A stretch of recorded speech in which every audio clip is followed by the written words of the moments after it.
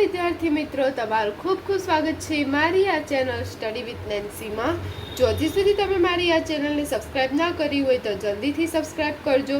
આજે આપણે પ્રકરણ નંબર 5 સમાંતર શ્રેણીમાં સ્વાધ્યાય 5.2 નો પ્રશ્ન નંબર 4 અને 5 જોઈશું।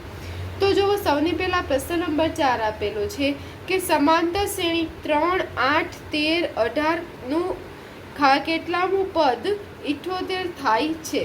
तो अहीं आपने समांतर श्रेणी आपेली छे। हवे एनुं आपणे कहेवानुं छे केटलामुं पद 78 थशे। तो हवे जो अहीं समांतर श्रेणी आपेली छे एना उपरथी पहेला आपणे सामान्य तफावत डी गणी सकीए। तो डी बराबर शुं थई जशे a2 - a1। हवे a2 કેટલા છે 8 तो 8 માંથી 3 જાય તો કેટલા a1 3 છે ને a2 8 છે એટલે 8 માંથી 3 જાય એટલે 5 તો ડી આપણને કેટલો મળી ગયો 5 મળી ગયો। ए आपने आपेलो छे ए प्रथम पद ए बराबर 3 डी आपणे गोईतो 5।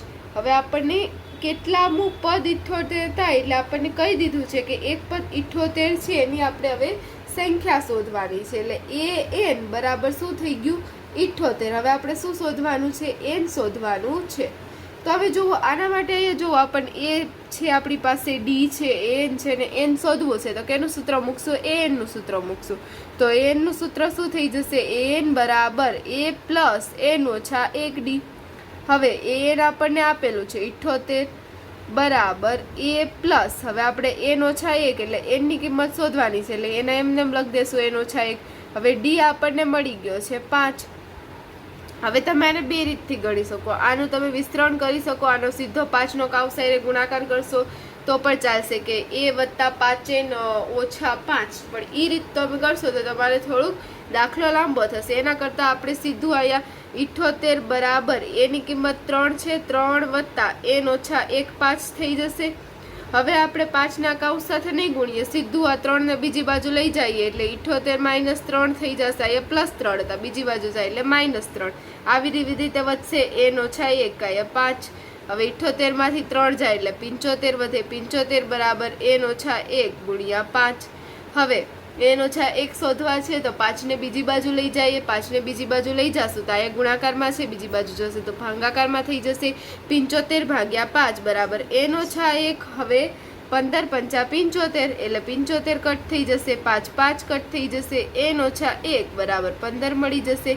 હવે n બરાબર આ -1 છે બીજી બાજુ જશે એટલે +1 થઈ જશે એટલે 15 + 1 એટલે n બરાબર આપણને કેટલા મળી જશે 16 મળી જશે। એટલે કેટલામું પદ 78 થશે તો 16મું પદ 78 થશે। કેટલામું પદ 16મું પદ 78 થશે। એના પછી પાંચમો દાખલો આપેલો છે કે નીચેના સમાંતર શ્રેણીના પદોની સંખ્યા શોધો। નીચે આપણને સમાંતર શ્રેણી આપેલી છે એમાં આપણે પદોની સંખ્યા n શોધવાનું છે। ચોથા દાખલામાં જેવી રીતે n શોધ્યું એમાં આ દાખલામાં પણ આપણે એવી જ રીતે n શોધવાનો છે। તો આ જો એમાં પહેલો દાખલો છે 7 13 19 અને આગળ 205। તો એમાં આમાં પણ આપણે પહેલા ડી સામાન્ય તફાવત શોધી લઈશું એટલે એ સામાન્ય તફાવત શું થઈ જશે a2 - a1 એટલે કે 13 - 7। હવે 13 માંથી 7 જાય એટલે કેટલા વધશે 6 એટલે આપણને ડી કેટલો મળી ગયો 6 મળી ગયો। હવે a બરાબર કેટલા છે 7 છે, ડી બરાબર 6 મળ્યા। પછી આપણને રકમમાં n શોધવાનું કીધેલું છે, પદની સંખ્યા શોધો એટલે n શોધવાના છે અને an એટલે છેલ્લું પદ આપેલું છે 205। હવે આપણે n શોધવાનો છે તો ફરીથી n નું સૂત્ર મૂકી દઈએ an બરાબર a + n ઓછા 1 ડી। હવે an કેટલું છે 205 એટલે 205 બરાબર a કેટલા છે 7 + n ઓછા 1 ડી, ડી કેટલો છે 6। હવે 7 ને બીજી બાજુ લઈ જઈએ એટલે શું થઈ જશે 205 - 7 બરાબર n ઓછા 1 ગુણ્યા 6। હવે તમે જોવો કે એ શું આવ્યું કે અહીંયા જે +7 હતા એ બીજી બાજુ શું થઈ ગયું -7 થઈ ગયા। હવે 205 માંથી 7 જાય તો કેટલા વધે તો હવે જો આમાંથી 205 માંથી 7 જશે એટલે 198 વધે। 198 બરાબર શું થઈ જશે n ઓછા 1 ગુણ્યા 6। હવે આપણે n ઓછા 1 શોધવા છે એટલે 6 અહીંયા ગુણાકારમાં છે, બીજી બાજુ આવશે એટલે ભાગાકાર થઈ જશે એટલે 198 ભાગ્યા 6 બરાબર n ઓછા 1। હવે 198 ભાગ્યા 6 કરીએ તો આપણને કેટલો મળશે ભાગાકાર 33 મળશે. 6 તેરી 18, એક વહી તો ઉપરથી પાછો 8 આવ્યો એટલે પાછા 6 તેરી 18 એટલે n ઓછા 1 આપણને કેટલા મળી જશે? 33 મળી જશે. માટે હવે એ અહીંયા જે -1 છે બીજી બાજુ જશે એટલે +1 થઈ જશે એટલે 33 + 1 બરાબર શું? આપણને n મળી જશે. n બરાબર શું થઈ જશે? 34. તો આપણા પહેલા દાખલાનો જવાબ આવશે 34. પદની સંખ્યા કેટલી થશે? 34. એવી જ રીતે બીજો દાખલો જોઈએ.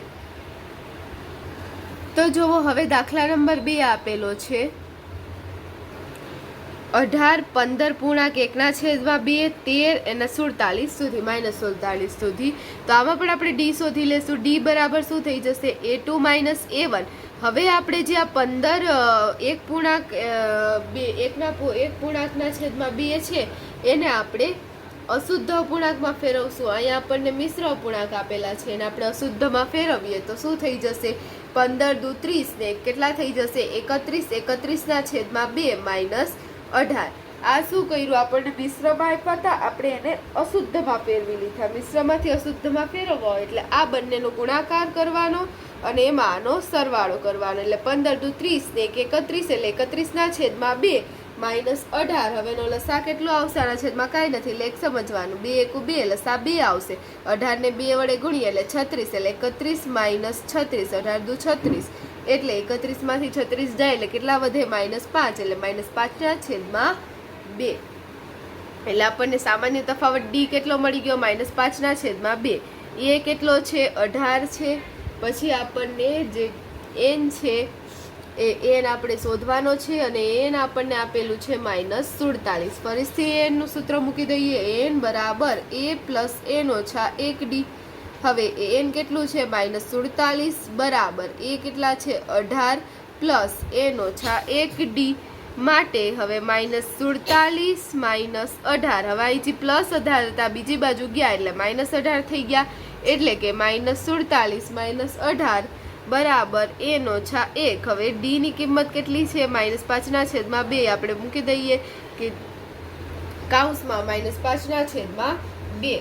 હવે -47 - 18 માઇનસ પ્લસ થશે. -47 + 18 તો કેટલા થાય? 8 ને 7 15, 5 વધી પડી 1 અને 60, 4 ને 1 5 ને 1 6 એટલે 65 થઈ જશે. મોટી સંખ્યા 47 ને આગળ માઇનસની નિશાની છે એટલે અહીંયા પણ માઇનસ આવશે એટલે -65 બરાબર n - 1 કૌંસમાં -5 છેદમાં 2.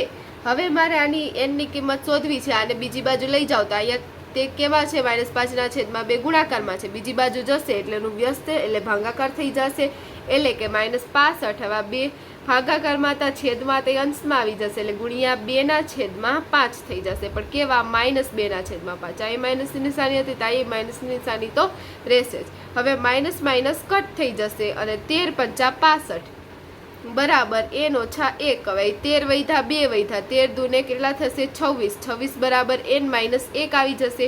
હવે 26 બરાબર n - 1 છે એટલે 26 + 1. અહીંયા જે -1 હતા બીજી બાજુ આવ્યા એટલે પ્લસ થઈ ગયા. 26 + 1 બરાબર n મળી જશે.